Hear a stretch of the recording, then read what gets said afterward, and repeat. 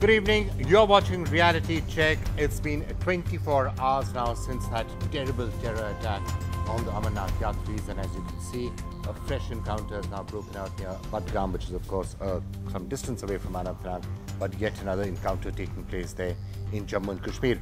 And 24 hours later, there are plenty of questions still hanging there. Questions around security. How did this happen? What went wrong? What could have been done to prevent this? Questions around the politics of all of this, but above all, the question of what should be next in Jammu and Kashmir, because there has been a slide, and it's not a good slide, and something that we should all be worrying about right now is how can it be fixed? How can we get the state back into some level of normalcy? And we're going to be joined by a range of experts over the next half an hour who are going to talk to us about that, including Farooq Abdullah. But before I go to any of the guests whom we have with us on the program today, let's just quickly recap for you all that we know that has happened in these 24 hours, the very latest developments in Jammu and Kashmir. It was a night of terror on this bus for 60 Amarnath Yatris. These bullet marks a chilling reminder of the horror and intensity of the attack, in which 7 pilgrims were killed, 5 of them women, and 19 others injured. More than 100 empty cartridges of AK-47 rifles have been found at the spot, showing that the terrorists wanted to cause maximum casualties. But it was the presence of mind and courage of this driver that saved lives. The Home Ministry says terrorists first fired from the right side of the bus near a petrol pump, but the driver kept driving through the hail of bullets.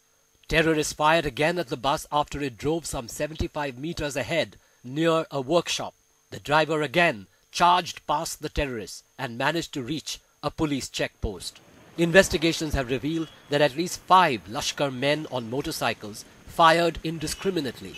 Police say Pakistani terrorist Abu Ismail, a top LET commander who is currently operating in South Kashmir, masterminded this revenge attack after an LET module was exposed. This letter from IGP Kashmir Munir Khan clearly shows that on the 25th of June, there was an intel warning about a possible terror attack on Yatris. J&K's Deputy Chief Minister admits there were security lapses. They had taken their darshana on 8th of July, and they were there in Srinagar visiting other tourist places, and they started on their own. But definitely it's a responsibility of the security apparatus to see that such buses or such vehicles which carry the passengers, they should not be allowed after sunset, after 7:30. But there were other serious security lapses as well. How could the bus have gone unnoticed, even while crossing 6 checkpoints after sunset, right from Baltal base camp to Anantnag? The terror attack on Yatra bus here at Anantnag has exposed gaps in security drill despite unprecedented security deployment along the Yatra route. While the police are confident that they will track down the killers very soon, Kashmiris across the political divide have spoken in one voice and strongly condemned terror attack on Amarnath Yatris. In Anantnag with cameraman Sheikh Tariq, Nazir Masoodi for NDTV. Well, joining us is a range of experts to answer many of the questions that came out from there in security, politics, everything else as well. Praveen Swami joining us, of course, has been covering Kashmir very intensively for more than 25 years. General Shankar Roy Chaudhary with us, former Chief of Army Staff. Shabnam Lone is with us, Advocate of the Supreme Court. Samir Kaul is with us, spokesperson of the NC. Arun Gupta is joining us, State spokesperson of the BJP. Suhail Bukhari, we're about to go across to him as well, former advisor to the Jammu and Kashmir Chief Minister and a senior journalist. But before I come to any of you to get your views, I just want to go across to somebody, of course, who's been watching all the dramas and the twists and tales in Jammu and Kashmir now for several decades, former Chief Minister Farooq Abdullah. So thanks for joining us on what continues to be a really disturbing period there in Kashmir. Now, we are seeing one day after the attack, today we did see not in my name protests in Delhi and in many other cities, and also people coming out, some members of civil society coming out in Srinagar to say what has happened is wrong, and widespread condemnation in Kashmir itself. Is that at least a good sign? First of all, let me make it very clear, it has been a major tragedy. It hits our basic values that we have of religious tolerance. And I think no Kashmiri in right mind will ever, be part of this sort of a thing that these terrorists have done. Because they have no religion. I don't know who the hell they are. And what they have done, they have damaged the basic instinct of every Kashmiri.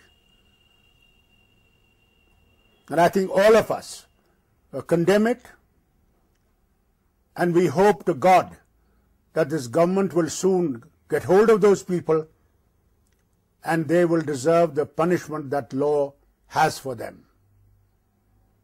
Let me also make it clear one thing. This is also probably to further accentuate the communal divide that is taking place in the nation.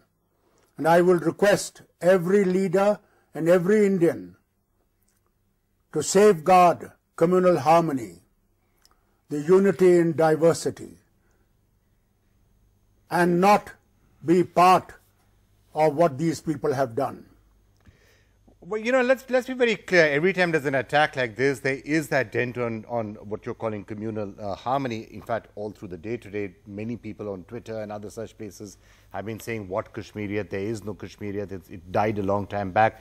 In fact, the Home Minister Rajnath Singh today had to come out again on social media to take on one of the people who was making comments like that and say that all Kashmiris are not terrorists. So there is a rift there. Do you, for starters, welcome the sort of stance that Rajnath Singh took, coming out very forcefully to make that statement? Yes. I will definitely hail that. But I will also request Rajnath Singh ji that they must curb the communal divide that is taking place in the nation, because that will harm us greatly. And I will request our brethren and sisters in India to come in larger numbers to defeat these forces of division, to Kashmir and to Amarnath ji, to take blessings and carry those blessings for the rest of the nation. Right. Now, Dr. Abdullah, if you take a look at what's been happening in Kashmir now, it's started 2-3 decades ago, but it's been accelerating in the last few years, and that is a rise of radical Islamism, specifically Wahhabism. You've seen people like Zakir Musa coming out espousing a certain viewpoint. Do you think that is something that needs to be given a lot of attention to? The mosques that are spreading a certain variety of Salafism or Wahhabism and radicalism, that is a very real problem which perhaps hasn't got the attention and concern that it deserves. Yes, I do. But that is also a fallout of what is happening in the nation itself. I think it is the way communal elements are getting upper hand in the nation that is also making these radical forces here to indoctrinate people into this stream. I think all of us have to work against those forces that are actually giving fodder to these elements in our state.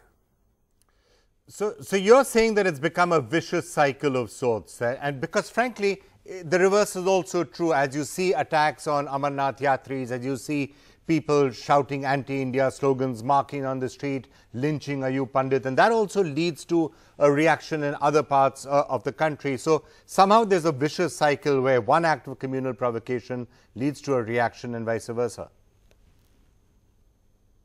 Absolutely, absolutely right. And that is why I appeal to every Indian. Please come more to Kashmir so that these forces can be silenced. Okay, just turning to this incident itself, it's by now fairly clear that there does seem to be a security lapse of some sort or the other. Why was that bus allowed to go? Why did nobody see it going unescorted, and so on and so forth? What is your take on, and you've of course been in charge of the security apparatus there, what's your take on what happened in this case? I think what happened, unfortunately, was the cover that is given is removed at 7 o'clock in the evening. And I believe this vehicle moved, got some problem and was stuck, and moved when the security cover was removed. And the militants got the upper hand, realizing that there is nobody to give them security. This must be looked in, and must be looked in very seriously as to where have lapses been and how to cover those lapses for future.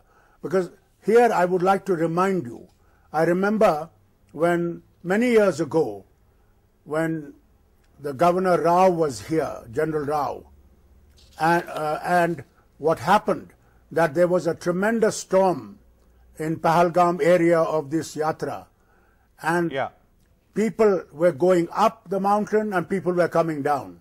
There was a stampede, and at that moment, it was the people of that area that took these people into their homes, took their wet clothes, gave them the fresh clothes of theirs so that they could be warm. That was the spirit which still exists, and I'm sure by the grace of God it will exist for future also. Okay, one last question, Dr. Abdullah, before we allow you to go. The politics of all of this, we've seen calls in many places, including Karan Singh and others, saying that it's very difficult for this government to function anymore. There's been a sharp deterioration. Maybe it is time to consider governor's rule. Do you also agree with that it's time for governor's rule, or as you've often said in the past, including the mid-1990s, an elected government is always better?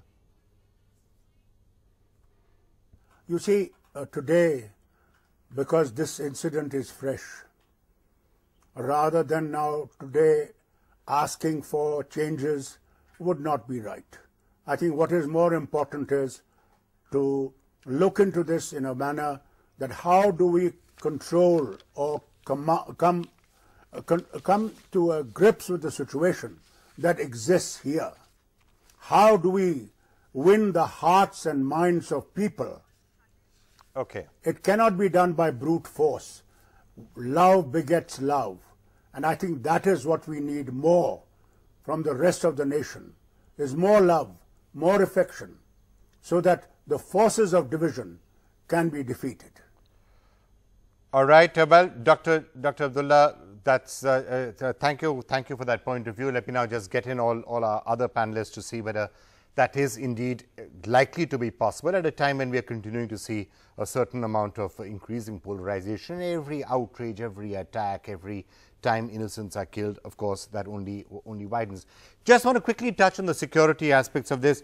General Shankar Chaudhary, just wanted to ask you, you of course been the head of the army. You've looked at the security around the Amarnath Yatra in many roles. In this case, the bus was in a sense on the national highway Srinagar back to Jammu, on which there often is traffic. What is your take on the security lapses in this case? I don't want to discuss the security lapses. These have been discussed ad lib now ever since the morning. I want to know how a squad of 5 terrorists with AK-47s on motorcycles could operate on the Jammu-Srinagar road. Yeah. I want to know how that happened. I want to know how 5 people, known terrorists, could manage to penetrate all the way and carry out these attacks. I think that's a good question. And by the way, this wasn't some remote area where this happened. Khanabal, those entire areas around it where we believe this attack has happened. Yes, I know all that. But what I am also particularly interested in knowing is what is going to be India's response. Right. Is it going to be more talk, which is usually the case? Is it going to be more debate? Is it going to be more talk about, democracy and, all that? But then what is going to be our response against the source of this terrorism? Have we thought seriously about that? What is going to be our source against terrorism that is emanating from across the line of control? And in this case, once again, we now have, at least from the authorities, we now seem to have got a fairly clear indication that they know who the person is. This Abu Ismail, Lashkar-e-Toiba, Pakistani national, operating, inside Jammu and Kashmir. So it's a good and a valid question you're making. Let me get everyone else in on this. Praveen Swami, if I can go across to you, both on what may or may not have led to this particular attack. How could an attack like this have taken place just outside Anantnag on the national highway? And the broader question, how are you going to rein in, what are you going to do to the Lashkar-e-Toiba and its Pakistani operatives who keep functioning and creating mayhem? On the first question, Vikram, it isn't particularly surprising that an attack like this could take place. I mean, you've had attacks in broad daylight on armed personnel of the CRPF on this highway. You've had attacks in broad daylight on Indian Army personnel on the national highway just skirting Srinagar. Right. And all of this, in fairly recent months and years. So the fact that an attack has taken place on a civilian bus outside late in the evening, I don't see why there's this huge shock and horror about it. Okay. And the elephant in the room is this, that even after these past attacks, we wasted a lot of time on recrimination, and the elephant in the room is that there is something badly wrong in the way the security grid functions, and in the way these tens of thousands of additional security personnel pumped in for the Yatra period are clearly deployed. Instead of a dispassionate analysis of what the problem is on that highway, right, and what needs to be done to sort that problem out, we always have this sort of hoo-ha that happens after each individual incident, and the problem isn't sorted out. Okay, that. As for the rest, and it's very sad, but. Okay, Praveen, let's get the others in, then I'll come back to you. Let me get the others in and come back to you. The slide that we are seeing, the fact that attacks like this are being carried out, the fact that, as General Chaudhary just said, you were able to have 5 motorcycle-borne terrorists operating just outside Anantnag. Shabnam Lom, the situation is looking serious, and there's a lot of people who are saying a much tougher response is now required. A much tougher response, not just across the border, but also against terrorists and their sympathizers. Well, first of all, let me say the pilgrims were on a journey of faith, and I am deeply saddened, sorry, and I am deeply offended as a Kashmiri that such a dastardly attack should have taken place. Now, let me come to the scenario of what prevails in the valley. The valley, Vikram, is extremely grim. It's a grim scenario, and the entire valley, it seems, is engulfed in a lot of scare, in a lot of discontent. It's a simmering discontent, a simmering political lava over the years that has built. Now it seems there's a volcanic eruption of this political volcano which has lain dormant. This government has been an absolute dismal failure. Do you think it should be dismissed, Shabnam Lom? Should we have by a very governor's capable rule? The question I asked Farooq earlier Abdullah, do you think it's time for this Mr. Ram government Madhav. Do you think it's time for this government to be dismissed and for there to be President's rule is what many have been saying during the course of the day today? Yes, it is absolutely imperative, not for anything else, because Mehbooba Mufti seems to be a symbol of ultimate betrayal by the people of Jammu and Kashmir. When she came, when she fought the election, it was fought on one plank that she will never align with the BJP on the basis of the policy of the BJP. One. Secondly, they have not been able to make any headway after Burhan Mani's death. There have been grave human rights violations. There have been so many deaths. People just can't get over it. All right, Shabnam, let me go across to Arun Gupta, who's the state spokesperson of the BJP. Arun, it's been a terrible day. You've seen all the reactions, the repercussions, and I'm sure the security forces will catch the people who are responsible for this at some point or the other. But the political situation is showing no signs of getting any better.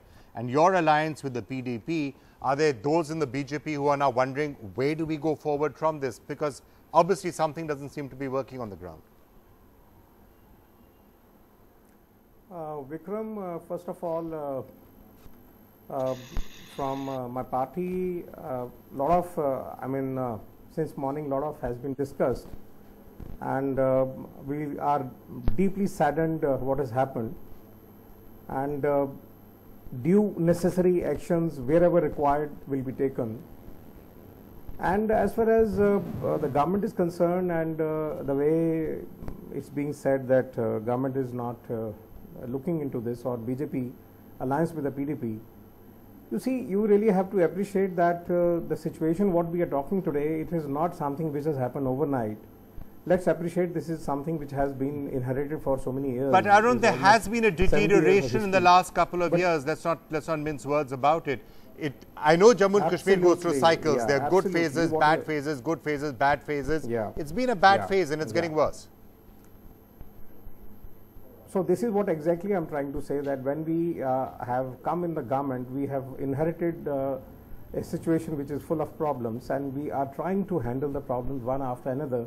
And giving you a small example of that, you see the way we have started handling all the people who are against the country today in Kashmir and wherever. I think they are being handled well, and honestly speaking, we definitely are on the track to ensure that everything goes well, and things will definitely come to the point where it will be appreciated all the more. All right, let's see if that comes to pass. Samir Kaul, let me put you a bit on the spot, because even within the ANC there seems to be two views as to whether the situation is now so bad you need governor's rule of some sort.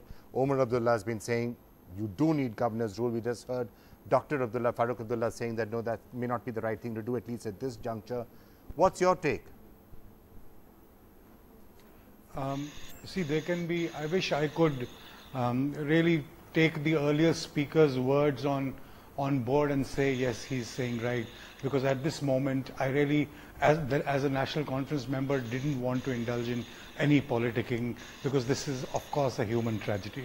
Now, having said that, we have to agree, Vikram, that the scenario, of course, like you said, there have been ups and downs in Kashmir, but this one, after 2015, is down and down and down and down, and I don't know how long. But and another small thing, I wish and I hope, it is my contention, and seeing Modi ji and the way he runs this country, that the top decision makers in BJP do not feel like this gentleman from the Jammu BJP was just saying that we are doing a good job and things are still happening. I think they will be more practical and they will take the right decision, of course, whether to impose governor's rule immediately or to do it in a stepwise manner are the only two options. Okay, but just I'm afraid I'm going to have to cut this. I'm afraid I'm going to have to cut this down because just one small point. Just one small point.